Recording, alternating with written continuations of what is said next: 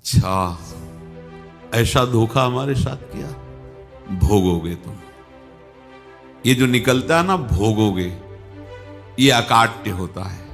क्योंकि किसी का भी हृदय, मान लो किसी भी जीव जंतु को आप कष्ट दें और उसका हृदय आह भर जाए, तो वो आह वज्र की लेख है, तुम्हें भोगना पड़ेगा। वो आह किसी की ना लेना जिंदगी। कोई ऐसा कोई आह भर करके कह दिया तुम समर्थ हो, हम तो कुछ कर नहीं सकते, और अंदर से दुखी, फिर तुम्हारी सामर्थ्य काम नहीं करेगी, मिट्टी में मिला देगी। ऐसा नहीं कि आप जो कर रहे हैं कोई देख नहीं रहा, कोई हिसाब किताब नहीं, जो कर रहे हैं अवश्य में भोक्तव्यम। बहुत सावधान। जीव स्वयं नित्य निरंतर कर्मों के जाल को रच रहा है और अपने आप को बांध रहा है। आपको मुक्त होना है, बंधना नहीं है। जीव का जन्म कर्मों के अनुबंध से होता है, कर्मों के बंधन से होता है, और उसको अपना ऋण चुकाना होता है। कर्मानुबंध ये बहुत सूक्ष्म विषय है। जैसे आप जिस परिवार में जन्म लिए हैं, तो उस परिवार के लोगों से आपका ऋण है, इसलिए उसी परिवार में आप आए हैं। और ऋणानुबंध उसको बिना चुकाए या बिना वसूल किए आप वहां से जाएंगे नहीं। आपको लेना है तो वसूल करना है, और देना है तो चुकाना है। ये पूर्व के जन्मों से निश्चित किया गया है। जैसे किसी के यहां पुत्र हुआ, जन्म से ही पैसा खर्चा शुरू हुआ, जो बड़ा हुआ तो उद्दंडता के द्वारा मार पूरे परिवार को क्लेश पर क्लेश देता चला जा रहा है। ये तुम्हारे कर्म का फल है। या ऐसे शक्तिहीन बुद्धिहीन ऐसे पागल पूरे जीवन सेवा करो, तुमसे अपना हिसाब चुकाने के लिए वो आया है। अब परिवार के जो सदस्य जुड़े आके, मतलब पत्नी आते ही पूरी हृदय में आनंद, परिवार में आनंद, और जीवन भर वो आनंद ही सुख देने के लिए उसका जन्म हुआ। वो अपना ऋणानुबंध मुक्त, और आते ही भयंकर क्लेश खड़ा कर दिया, बीच में दीवाल और झगड़ा वैसा, फिर अतरे दिन मारपीट शुरू, कलह अशांति, पूरा जीवन नरक हिसाब करने आए। यहां ऋण चुकाए बिना कोई जा नहीं सकता, ऋण चुकाना पड़ेगा। किसी का ऋण वसूल करना है तो किसी को ऋण चुकाना है, दोनों काम करने होते हैं। अनेक जन्मों में अनेक लोगों के साथ हमने जो बर्ताव किए हैं, अच्छे या बुरे, वो होंगे। अब किसी आदमी को हम जानते नहीं, अचानक मिला, अचानक टक्कर लगा और मार पीट गाली गुप्ता सब कर दिया, चुपचाप सह लो। क्यों? ये आपका हिसाब है, पूर्व का हिसाब। हमारा उससे कोई द्वेष नहीं, कोई संकल्प नहीं। अचानक घटना घटी और हमसे द्वेष करने लगा, हमें पीटने लगा, हमें गालियां दे, ये हिसाब है, चुपचाप सह जाओ। अपने घर का भाई ही भारी दुश्मन बन गया और क्लेश, हिसाब है। एक प्रभुदत्त ब्रह्मचारी जी की वाणी में पढ़ा था, एक महात्मा जी भ्रमण करते थे, तो उस समय असरफियां चलती थी, मोहरे असरफियां, तो उनको भेंट में देते लोग। तो या तो ठाकुर सेवा में लगे तत्काल, या संत सेवा में तत्काल लगे, उसका संग्रह करके डोलना ये ठीक नहीं है बैरागी के लिए, सिद्धांत में ये ठीक नहीं है। तो जब 2, 4, 6, 8 ऐसे मोहरे हुई, तो उन्होंने विचार किया कि और भ्रमण करके जब काफी मोहरे हो जाएंगी तो प्रयागराज में जब कुंभ पड़ता है, एक बार पूरे सब अखाड़े के संतों को, अलग अलग संप्रदाय सब संतों को बुलाएंगे और सबको पुआएंगे। अब साधु है तो यही विचार करेगा, और क्या विचार करेगा। तो उन्होंने ऐसे डंडा बनवाया, बेंत, जो ऊपर से चूड़ीदार और भीतर पोला, और मोहरे उसमें डालते गए। और भ्रमण, जहां जहां श्रद्धालु भगत थे सबके यहां जाना, और इच्छा रखना कि एक मोहर तो दे दे दक्षिणा में। कामना कोई भी हो वो बांधती ही है, ध्यान रखना। इसीलिए प्रभु जो चाहे वो करे, अपनी चाह नहीं रखनी चाहिए, अपनी चाह प्रभु की चाह में मिला देनी चाहिए। धीरे धीरे वो छड़ी भर गई, भ्रमण करने वाले महात्मा चूड़ी लगाई, इंतजार करते रहे। जब प्रयाग का कुंभ पड़ा तो चले। तो रास्ते में एक गांव में पूछा जाता है, जैसे कहीं रुको कि कोई श्रद्धालु ऐसा है जो संत सेवी है। तो कुछ लोगों ने बताया, हाँ एक परिवार है बहुत संत सेवी है और आपको मिलाते हैं उनसे। आइए महाराज, घर में रुका, खूब अच्छा हलवा पूड़ी पवाया और जो घर के मालिक थे चरण दबाए। चरण दबाते दबाते उनकी दृष्टि पड़ी उस डंडे पे, इतना मोटा और ऊपर से कुछ चूड़ी सी भी नजर आ रही, इस डंडे में तो कोई रहस्य है ही है। अब महात्मा जी को खवा पिला के सुला दिया। महात्मा जी जब सो गए तो पत्नी से धीरे से कहा, वो डंडा लाओ बाबा जी का। डंडा, वो चूड़ीदार जो ही खोला पलटाया तो सैकड़ों मोहरे। ऐसे संत रोज पधारे भगवान, तुम आनंद हो जाए फिर क्या। पत्नी से कहा, नाप के कंकड़ लाओ। वो तो महात्मा जी तो खाए खीर पूड़ी, आराम से सो रहे। रात में पूरी प्लानिंग करके उसमें कंकड़ भर के चूड़ी लगाकर सिराने रख दिया, सारी मोहरें हटा ली।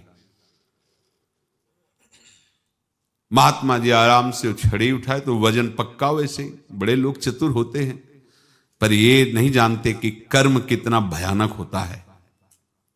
और उनकी कोई संतान नहीं थी, पर धन में इतना प्रेम उनको था।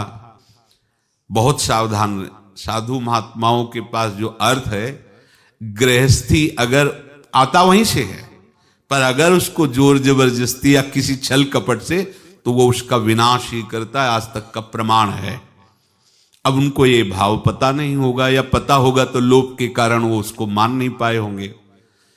महात्मा जी गए प्रयाग में, किसी अखाड़े पर रुके और वहां प्रार्थना की कि कल जो है संपूर्ण अखाड़ों का निमंत्रण किया जाए और सब संतों को भोग पवाया जाए और उनको दक्षिणा भी दी जाए।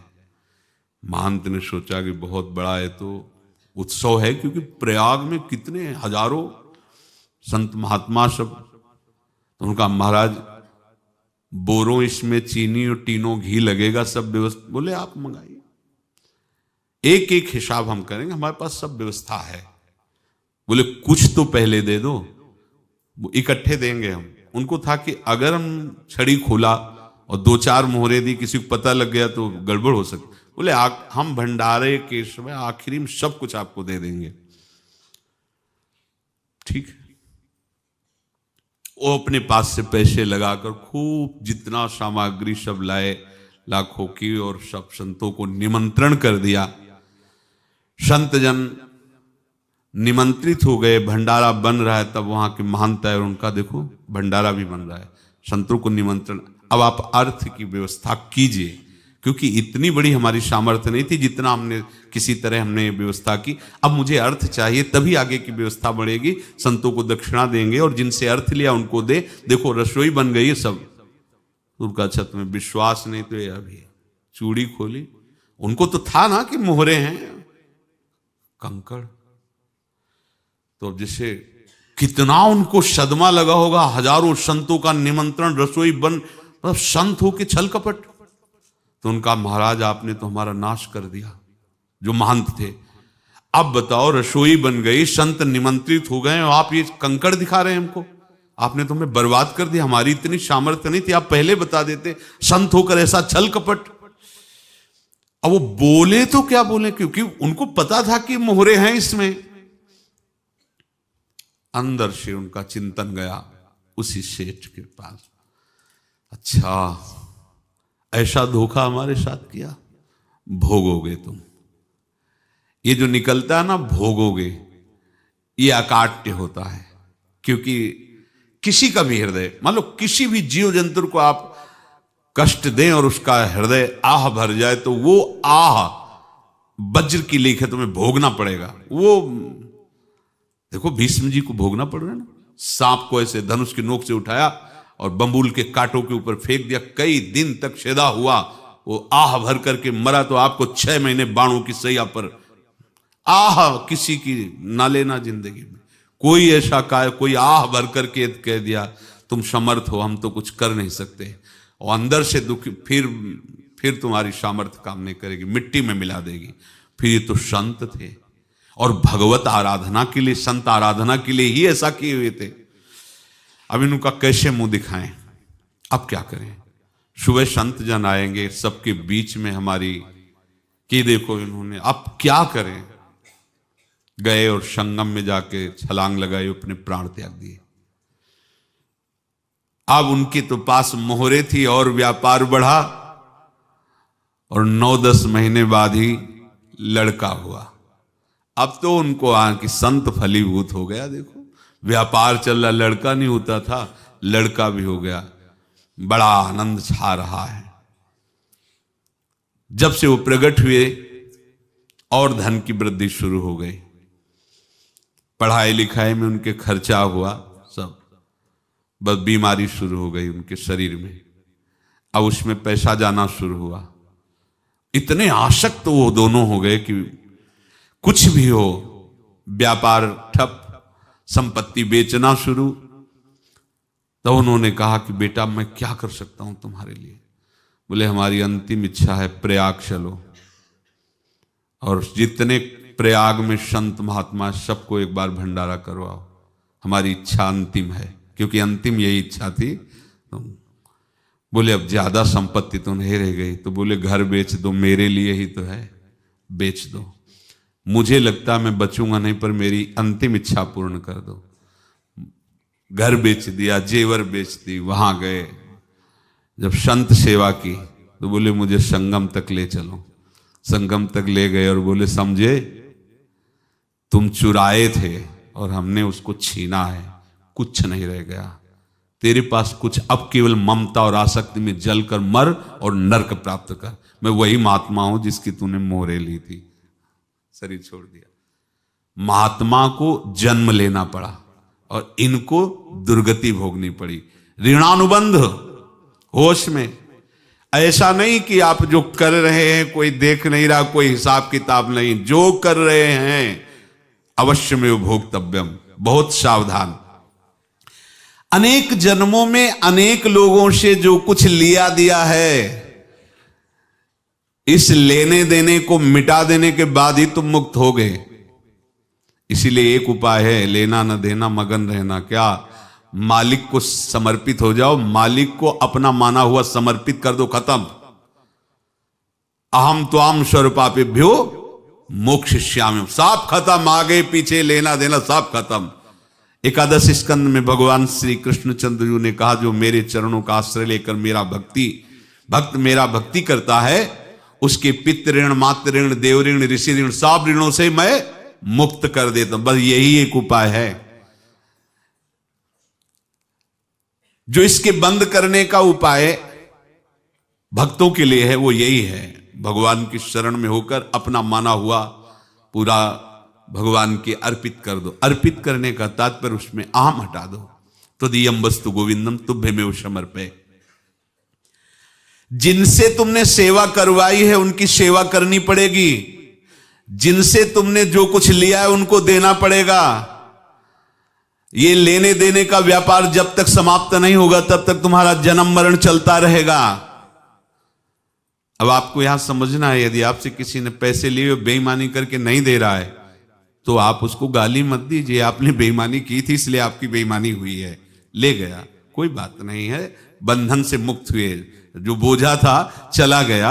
उसको ऐसा ना देखे कि ये बेईमान हमारे रुपए मार लिए, अब जो कुछ होगा देखेंगे। अगर आप आगे नया कुछ करते हैं तो फिर आगे का हिसाब आपको भोगना पड़ेगा, ध्यान रखना।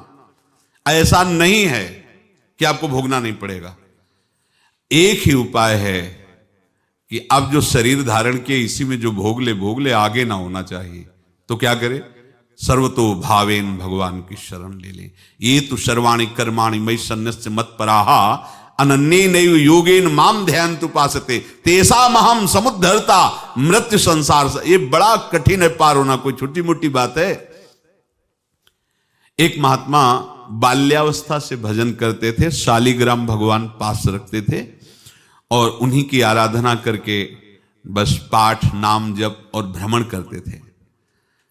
यौवन अवस्था थी, गंगा जी के किनारे अपने ठाकुर को विराजमान करके स्नान करने के लिए कपड़ा ही उतार रहे थे कि 90 लोग आ गए, भाला तलवार सब ले, मारो मारो इसको मारो, घेर लिया। तो उन्होंने हाथ जोड़कर कहा हमने क्या अपराध किया, कोई सुन ही नहीं रहा। तो उन्होंने कहा मार तो डालोगे ही आप 90 लोग, हम कोई अस्त्र शस्त्र तो लिए नहीं, एक बार हमें गंगा में डुबकी लगा देने दो और अपने ठाकुर को स्नान करा देने दो, फिर इसके बाद आप मार देना। भगवत इच्छा से वो लोग रुक गए, स्नान किया और अंदर से प्रार्थना की, प्रभु ये क्या लीला है आपकी, आपके सिवा मेरा कोई है नहीं और ये मुझे मारना चाहते हैं। तो भगवान ने जानते हो क्या कहा उनके अंतर में, तुम मेरे में ध्यानस्थ हो करके शरीर को छोड़ो, ये लोग मारेंगे, ये मेरे भजन का फल है कि तुम्हें 90 जन्म नहीं लेना पड़ेगा, एक ही जन्म में 90 मिलके, तुमने 90 हिंसा की थी पूर्व में, तो तुम्हें 90 बार जन्म लेना होता और एक एक करके मारते। ये मेरे भजन का प्रताप है कि एक बार में ही 90 का हिसाब हो जाएगा। तुम आंख मूंदो, मेरे ध्यान में मगन रहो, मेरे प्रताप से तुम्हें कोई चोट नहीं होगी और स्वाभाविक मूर्छावस्था में प्राण तुम्हारे छूट जाए। ऐसा ही हुआ, ऐसा हुआ। तो ये बात समझ लो कि ये जो कर्मानुबंध है, ऋणानुबंध है। अब देखो, अगर शाप महात्माओं ने दिया कि तुम्हारे वंश का इससे विनाश होगा, तो भगवान भी परम धाम जा रहे तो उसी कील से, बाण की नोक में जो मछली लील गई थी छोटा कण, उसी से की नोक बनाई और उसी नोक को प्रहार किया, भगवान के श्री चरण में वही बाण की नोक लगी और भगवान ने स्वीकार किया ना। भगवान का बड़ा लीला विचित्र है। अगर छुप करके उधर रामावतार में बात, तो इधर ऐसे स्वीकार किया है भगवान ने। ऐसा कहीं नहीं दिखाया कि मैं भगवान हूं तो मैं अपने लिए, ऐसा नहीं दिखाया। नारद जी का हित किया पर नारद जी ने श्राप दिया तो भगवान ने स्वीकार किया। बंदरों ने ही सहायता की, जैसा बोले थे वैसा। ये लीला इस शरीर में भोगनी पड़ेगी। हाँ, ज्यादा को कम में भुगता देंगे, पर अब अगला शरीर ना मिले इसके लिए सर्वतो भावेन भगवान के आश्रित हो जाए। जैसे आपने दुकान फैला रखी है तो उसमें दो काम होते हैं, लेना और देना। किसी को उधार दिया है तो हमें उससे लेना है, और कोई नगद देकर सामान ले रहा है तो उसे सामान देना है, या उधार लिया है तो हमें उधार देना है। अब अगर दुकान बंद करनी है तो तुम्हें देने वालों पर जोर देना है, लेने वालों पर जोर नहीं। लेने वाला तो जाओ हम क्षमा किया, समर्पित किया, हमारा कोई संबंध नहीं, खत्म हो जाए, वो खुशी हो जाएगा। लेकिन देने वाला तुम अगर दुकान भी उठा दोगे तो जहां भी रहोगे तुम्हारे पास वो आएगा, लाइए हमारा। तो देने पर नजर रखिए, जिसका जिसका हिसाब है वो आपके सामने आता जाए, हटाते जाओ। लेने पर नजर मत रखिए और दुकान फौरन उठा दीजिए, नहीं अगर लेते देते रहे तो चलता रहेगा।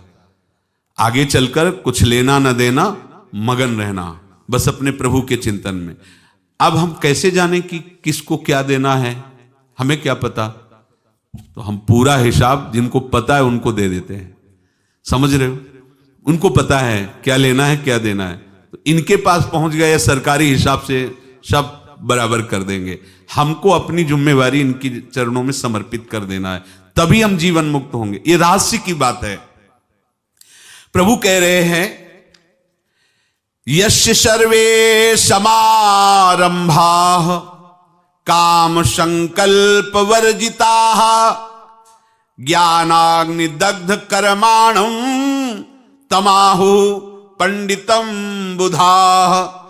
जिसके संपूर्ण कर्मों के आरंभ संकल्प और कामना से रहित हैं, तथा जिसके संपूर्ण कर्म ज्ञान रूपी अग्नि से जल गए हैं, उसको ज्ञानी जन भी पंडित कहते हैं, बुद्धिमान कहते हैं। पूज्य श्री भाई जी महाराज कह रहे हैं जैसे वहां ज्ञानाग्नि से दग्ध कह रहे हैं, तो अपने वृंदावन वासियों का प्रेमाग्नि से सब कर्म संस्कार दग्न होते हैं। जिस समय आपके हृदय में भगवत प्रेम का प्रादुर्भाव होगा तो लेश मात्र कभी तुम्हें दुख नहीं भोगना पड़ेगा। प्रेम का प्रादुर्भाव होते ही दुख का नाश हो जाता है। महासुख। जब प्रेम का प्रादुर्भाव होगा तो समस्त पाप भस्म हो जाते हैं, अशांति नष्ट हो जाती है, संसार ज्वाला स्पर्श भी नहीं कर सकती है। जब भगवत प्रेम का प्रादुर्भाव होता है तो हो सकता है उस उपासक के जीवन में दुखों का पहाड़ टूट पड़े, परिवार खिलाफ, शरीर रोगी, अव्यवस्था, बहुत बहुत कुछ, सब कुछ। कह रहे हैं इतना सब होने पर भी उसके हृदय में कोई भी दुख नहीं होता। ऐसा सामर्थ्यशाली भगवत प्रेम है। भगवान के चरणारविंद का जिसके हृदय में प्रेम है, भारी से भारी दुख भी उनको विचलित नहीं कर सकता।